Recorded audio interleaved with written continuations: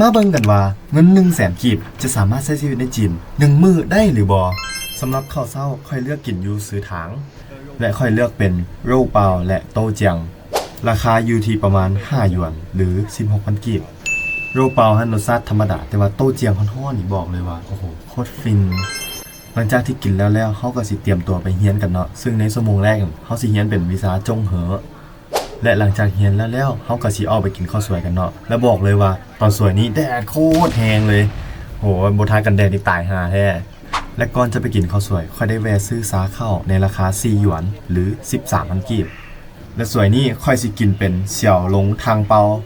ราคาอยู่ที่12หยวนหรือ 38,000 กีบซึ่งมันเป็นซาลาเปาก้อนน้อยแป้งบางใส่หมูสับที่มีน้ำซุปรสข้นอยู่ในหั่น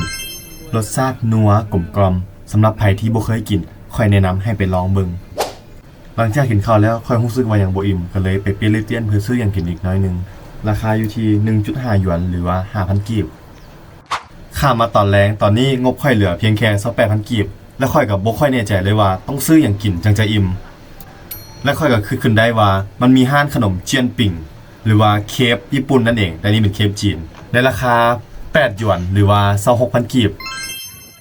สรุปแล้วมื้อนี้เฮาใช้เงินไปทั้งหมด 98,000 กีบถือว่าบ่กายงบเนาะเพราะฉะนั้นชาเลนจ์มื้อนี้ถือว่าสำเร็จแล้วเด้อ